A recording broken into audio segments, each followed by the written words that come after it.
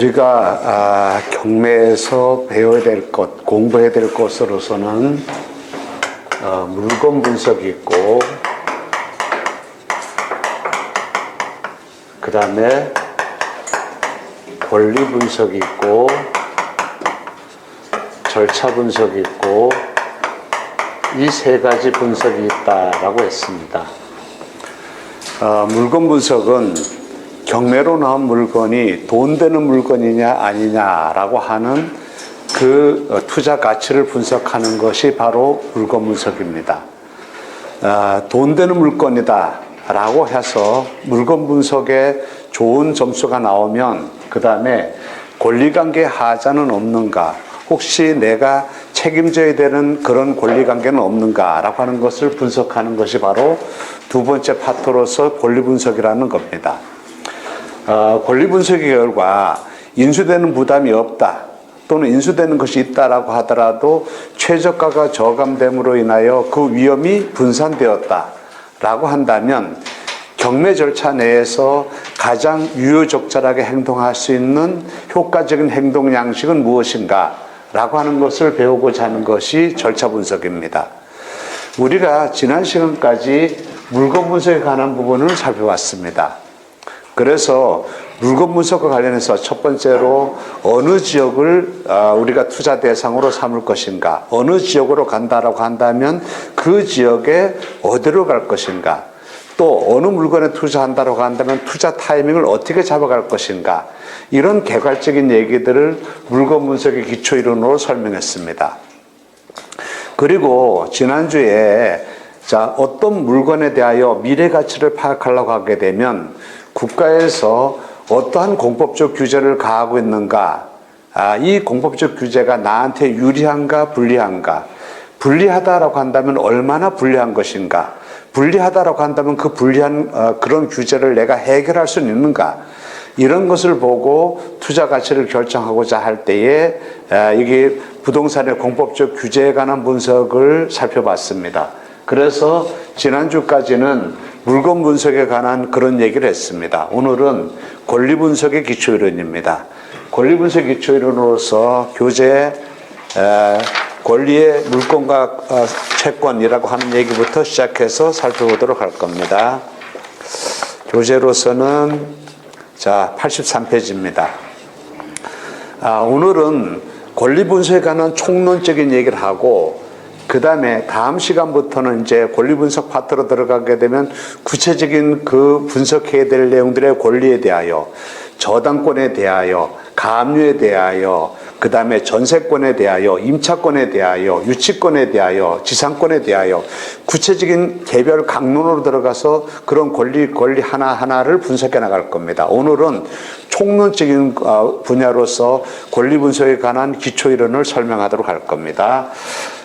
기초이론이다라고 하더라도 이 부분에서 기초가 튼튼하지 아니하면 나중에 돼가지고 이해의 부족함이 생기게 됩니다. 나중에 법정이상권 쪽이 권리 분석의 맨 마지막인데 법정이상권 쪽에 가가지고 이해 부족함이 생긴다라고 한다면 이 앞에 설명하는 내용 중에서 뭔가 이해가 제대로 되지 아니한 부분이 있으면 그 뒤에 가가지고 전체가 잘 이해가 안 될 수가 있다라는 얘기입니다. 그러니까 기초적인 이론이라 하더라도 이것을 건물을 높게 짓기 위하여 튼튼하게 바닥 따지는 것처럼 기초를 튼튼히 한다라고 생각하고 오늘 수업에 임해 주시기 바랍니다.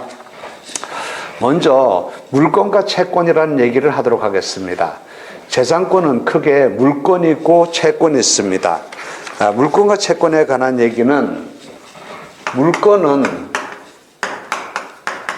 사람이 물건을 직접 지배하는 권리입니다. 사람이 물건에 대한 권리입니다. 물건을 직접 지배하는 권리가 바로 물건입니다. 반면에 채권은 말이에요. 채권은 채권자가 채무자에 대하여 일정한 행위를 해달라고 요구할 수 있는 권리, 이것을 채권이다라고 얘기합니다. 물건은 사람이 물건을 직접적으로 지배하는 것이고 여기서 다른 어떤 사람을 개재하지 않습니다. 그러다 보니까 물건은 이 세상 모든 사람에 대하여 자기 권리를 다 주장할 수 있습니다. 예컨대 이런 겁니다. 자, 이 넥타이에 대한 소유권은 저에게 있습니다. 이 넥타이에 대한 소유권이 저에게 있다라고 하는 것은 이 세상 모든 사람에게 다 주장할 수 있습니다. 부동산에 가는 곳으로 가볼까요? 이 토지는 나의 것이다 라고 한다면 이 토지는 내 것이다 라고 하는 것에 대하여 이 세상 모든 사람에게 다 주장할 수 있습니다. 이 아파트는 나의 소유다. 이 아파트에 대해서는 내가 저당권 설정하고 있다. 이런 물건은요, 사람이 물건을 직접 지배하는 것이기 때문에 사람에 대한 관계에서는 이 세상 모든 사람에게 다 주장할 수 있다는 얘기입니다. 그러나 채권은 그렇지 않습니다. 채권은 채권자가 채무자에 대하여 일정한 행위를 해달라고 요구하는 권리입니다. 대표적인 채권이 금전채권입니다. 제가 만약에 이분에게 돈을 100만 원 빌려드렸다라고 한다면 제가 채권자고 이분이 채무자죠. 그러면 채권자는 채무자에 대하여 내가 돈 100만 원 빌려준 거 그거 갚으세요. 채무를 변제하세요 라고 하는 행위를 요구할 것 아닙니까? 채권자가 오로지 채무자에 대해서만 주장할 수 있는 권리입니다. 다른 사람에게 주장할 수 있는 권리가 아니라는 얘기입니다. 소유권 이전되기 청구권이라는 권리가 있습니다. 어떤 사람이 제가 이분의 토지를 매수하기로 했습니다. 그럼 매수인이 매도인에 대하여 토지, 팔기로 한 토지 소유권 나한테 이전되게 해주세요 라고 요구할 수 있죠. 이게 바로 소유권 이전되기 청구권입니다. 이 소유권 이전되기 청구권은 오로지 채권자인 매수인이 매도인에 대하여 등기 빨리 넘겨달라고 요구할 수 있는 거죠. 제가 이분의 토지를 매수해놓고 이분에게 소유권 이전되기 빨리 해주세요. 그럼 이 사람이 뭐라고 하겠습니까? 돌았나 이렇게 할 거 아니냐고요. 오로지 채권은 채권자가 채무자에 대해서만 주장할 수 있는 권리입니다. 다른 사람에게 주장할 수 없어요. 그러나 물건은 그렇지 않습니다. 물건은 이 세상 모든 사람에게 다 주장할 수 있습니다. 이 아파트는 나의 소유다. 이 아파트에 대한 내가 전세권자다. 내가 이 아파트에 대한 저당권자다. 이런 것들은 이 세상 모든 사람에게 다 주장할 수 있다는 얘기입니다.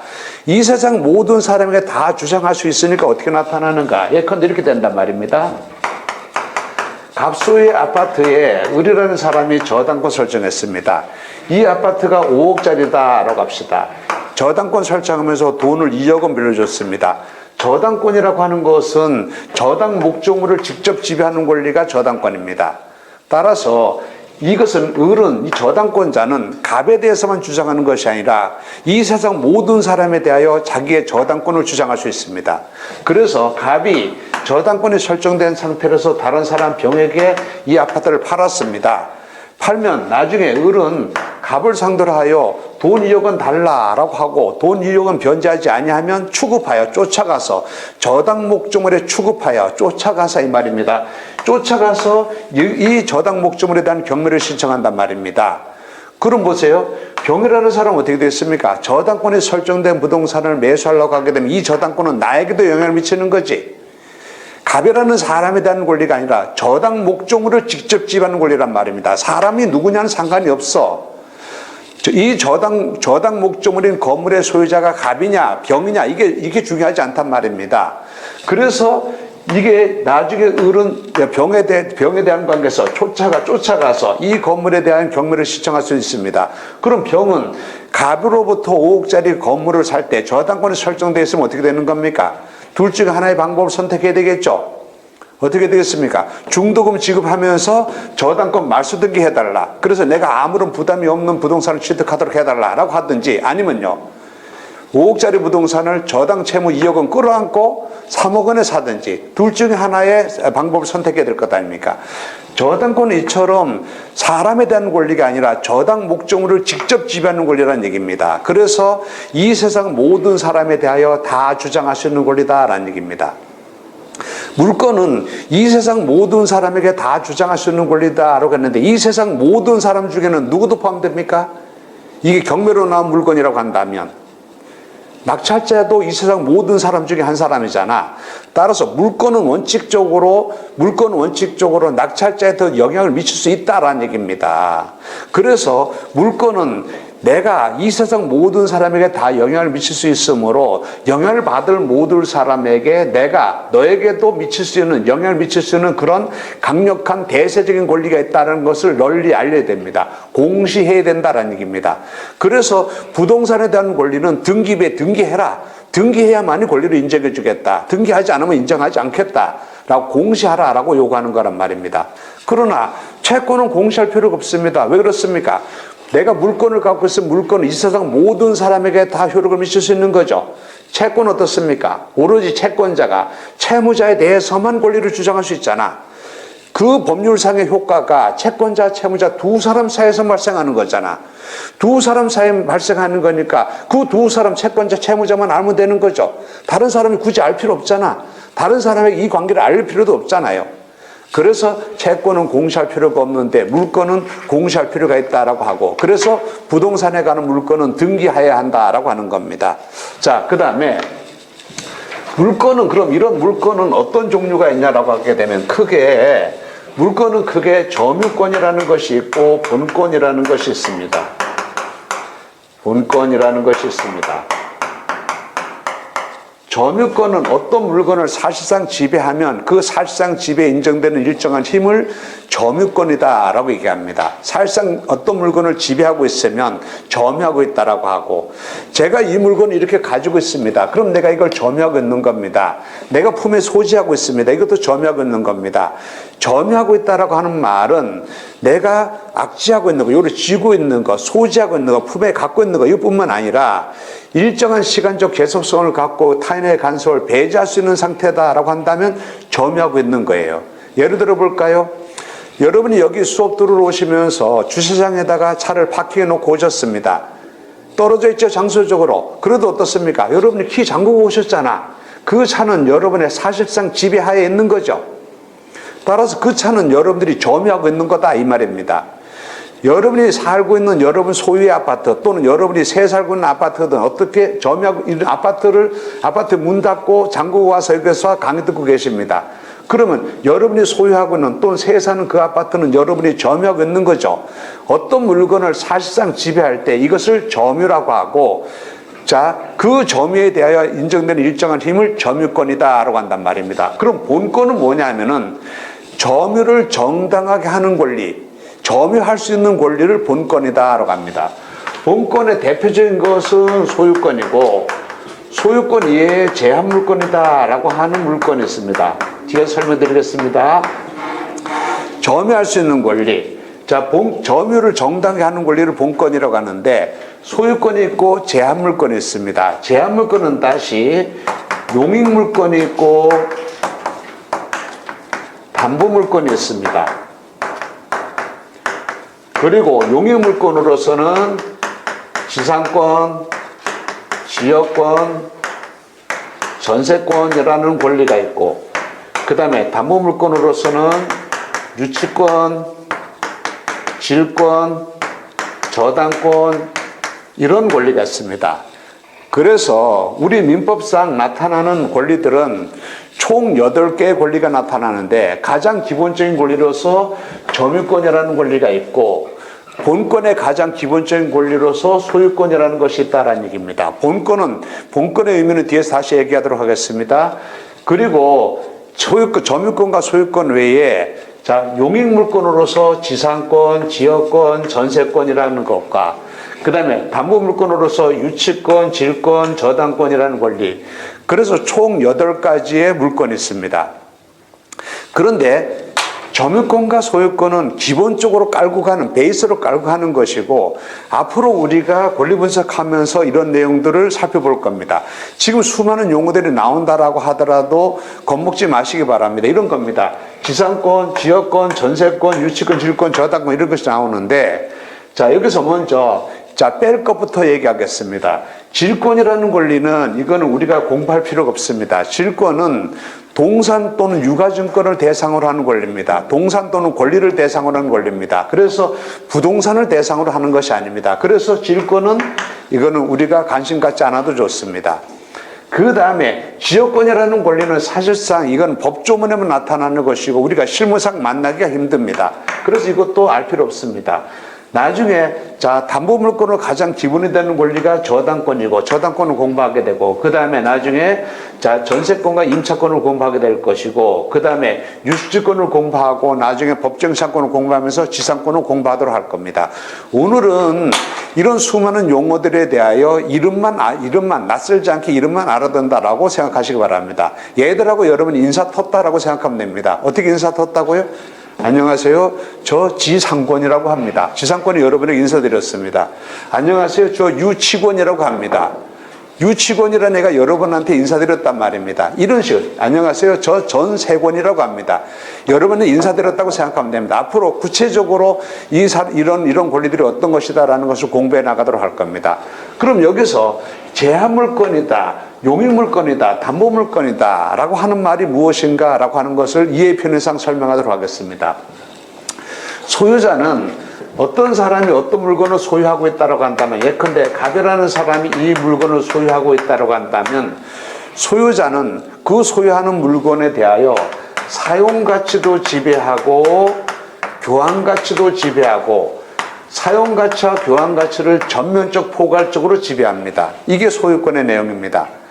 그러나 소유권자가 이것을 다른 사람한테 소유권을 통째로 넘기게 되면 예컨대 갑이라는 사람이 이 부동산을 을이라는 사람한테 팔면 그러면 매수인은 사용가치와 교환가치를 모두 통째로 지배하게 될 겁니다. 사용가치와 교환가치를 다 넘겨주는 거야. 그런데 갑이 사용가치와 교환가치 중에서 어느 하나만을 넘겨줄 수 있습니다. 예컨대 이런 겁니다. 다른 사람에게 저당권 설정했습니다. 이 아파트에 저당권 설정했습니다. 갑이라는 사람이 아파트를 소유하고 있다가 아파트에 은행에다 저당권 설정했다라고 하더라도 그 아파트는 여전히 소유자 갑이 사용하는 거죠. 사용가치는 자기가 갖고 있잖아. 교환가치만을 금전으로 평가되는 가치만 넘겨준 거란 말입니다. 나중에 갑이 저당권 설정을 해서 돈 안 갚으면 이게 경매로 넘어가는데 매각대금으로부터 저당권자가 먼저 돈 받아간단 말입니다. 즉 뭐예요? 저당권이라고 하는 담보물건을 설정해 준 것은 교환가치를 다른 사람한테 넘겨준 거야. 어떤 사람이 갑이라는 사람이 토지를 갖고 있다가 다른 사람한테 여기다가 지상권을 설정해 줬습니다. 지상권 설정해 준 경우는 지상권이 존속하는 동안은 내가 사용을 하지 못합니다. 지상권자가 사용하는 것이고 사용가치를 넘겨주게 되면 그럼 용익물건이 되는 것이고 교환가치를 넘겨주게 되면 그러면 담보물건이 된다라는 얘기입니다. 그럼 거꾸로 용익물권자는 어떻습니까? 소유자로부터 사용가치만을 넘겨받아가지고 어떤 물건을 취득하고 있단 말입니다. 지상권이나 전세권처럼 사용가치를 넘겨받았다라는 얘기입니다. 그럼 이런 사람들을 뭐라고 하는 거예요? 이런 사람을 용익물권이라고 하는데 이런 사람들은 사용가치만을 제한적으로 지배합니다. 소유자는 어떻게 된다고요? 사용가치와 교환가치를 전면적 포괄적으로 지배하는데 용익물권자는 사용가치만을 제한적으로 지배합니다. 저당권자 같은 담보물권자는요, 사용가치를 지배하지 못하죠. 은행에서 어떤 사람이 아파트를 저당권 설정했다, 어떤 토지를 저당권 설정했다라고 하더라도 그 토지를, 그 아파트를 은행에서 사용하는 게 아니잖아. 사용은 누가 하는 겁니까? 여전히 저당권 설정자인 채무자가 사용하는 거죠. 사용가치를 넘겨준 건 아니야. 교환가치만을 넘겨준 거지. 그래서 용익물권자는 사용가치만을 제한적으로 지배하는 것이고 담보물권자는 교환가치만을 제한적으로 지배하는 것이다 라고 해서 이것을 이 두 개를 합하여 제한물권이다 라고 이름을 부른다라는 얘기입니다. 제한물권이라고 하는 의미는 다른 면에서 소유자가 다른 사람한테 용익물권을 설정해 주게 되면 사용가치에 제한이 뒤따르게 되고 담보물권을 설정하게 되면 교환가치에 제한이 뒤따르게 된다. 그런 의미에서 이것을 두 개를 용익물권과 담보물권을 제한물권이다 라고도 부릅니다. 그럼 본권이라고 하는 것은 무엇인가? 본권이라고 하는 것은 점유를 정당하게 하는 권리를 본권이다라고 한단 말입니다. 어떤 사람이 물건을 사실상 지배하고 있으면 이것을 점유하고 있다라고 하고 그 점유하고 있는 사실상 지배하고 있는 여기에 일정한 사실 상태에 일정한 권리를 부여하고 있는 것이 점유권이다라고 하는 권리라는 얘기입니다. 점유를 정당하게 하는 권리를 얘기하는 건 아닙니다. 예컨대 이런 겁니다. 제가 이 시계를 차고 있습니다. 지금. 그러면 제가 시계를 차고 있으면 이 시계에 대하여 제가 점유하고 있는 거죠. 점유하고 있는데 내가 이게 정당한 점유자일 수도 있고 정당한 점유자가 아닐 수도 있잖아. 이 시계가 내 것이기 때문에 내가 점유하고 있다고 한다면 나는 정당한 점유자죠. 이때 점유를 정당하게 하는 권리가 뭡니까? 소유자죠. 소유권이죠. 근데 제가 이 물건을 도둑놈으로서 내가 점유할 수 있잖아. 남의 물건 훔쳐서. 그럼 내가 점유는 하고 있으나 정당한 점유자는 아니죠. 점유권은 있으나 본권은 없잖아. 본권이라는 소유권은 없잖아. 내가 어떤 아파트를 내가 점유하고 있습니다. 아파트를 점유하고 있을 때 이 아파트는 내가 소유하고 있는 아이의 소유권이 내 아파트니까, 또는 내가 여기다 전세권을 설정하고 있으니까, 내가 여기서 임차해가지고 임차해서 점유하고 있다고 한다면 각각의 소유권이라든지 전세권이라든지 임차권이라든지 이런 것들이 점유를 정당하게 하는 거죠. 정당한 점유자죠. 그러나 보세요. 내가 여기서 여기 임대차 하고 있었는데, 또는 전세 살고 있었는데 기간이 모두 만료됐어. 기간이 모두 만료됐으면 나가야 될 것 아닙니까? 나가야 되는데 계기고 안 나가고 있어. 그럼 어떻습니까? 점유는 하고 있으나 정당한 점유자는 아니죠. 정당한 점유자가 아닐 때 이런 사람 본권이 없는 점유자가 된다는 얘기입니다. 또 보세요. 내가 어떤 부동산을 소유하고 있어. 그럼 소유하고 있을 때 이것을 점유하고 있을 때 그 점유를 정당하게 하는 것이가 권리가 본권으로 소유권이죠. 그런데 내가 어떤 부동산을 소유하고 있다. 이게 경매로 매각됐습니다. 그럼 내게 아니죠? 채무자 내게 아니고 낙찰자 거잖아. 그럼 낙찰자로 소유권이 넘어가는 순간부터 나는 어떻게 되는 겁니까? 원래 갖고 있던 소유자는 점유하고 있다라고 하더라도 정당한 점유자가 아니지. 빨리 비워줘야 되는 사람이잖아. 그래서 점유를 정당하게 하는 권리를 본권이다라고 얘기합니다. 그냥 대충 용어 설명 들으시면 됩니다. 앞으로 계속 이런 얘기들 하나하나 살펴볼 거니까. 다시, 물건은 크게 어떤 물건에 대하여 사실상 지배하고 있는, 사실상 지배 상태에 일정한 힘을 인정하는 점유권이라는 것이 있고, 점유를 정당하게 하는 권리, 점유할 수 있는 권리로서 본권이라는 것이 있습니다. 본권의 대표적인 본권은 소유권입니다. 소유권으로부터 파생된 제한물권으로서 용의물권과 담보물권이라는 것이 있습니다. 소유자가 갖고 있었던 사용가치와 교환가치 중에서 사용가치만을 다른 사람에게 넘겨주게 되면 그 사람은 용의물권을 취득하게 되는 것이고, 소유자가 갖고 있던 사용가치와 교환가치 중에서 교환가치만을 넘겨받았다라고 한다면 그 사람은 담보물권자가 될 것이다 라는 얘기입니다. 앞으로 그런 내용들은 하나하나 다 살펴보도록 할 겁니다. 자, 그 다음 민법 위에 특별법이나 관소법에서 인정되는 것으로서는 상법상 인정되는 권리, 특별법상 인정되는 가등기 담보권 이런 것이 있는데, 그런 것들 나중에 다 살펴보도록 할 겁니다.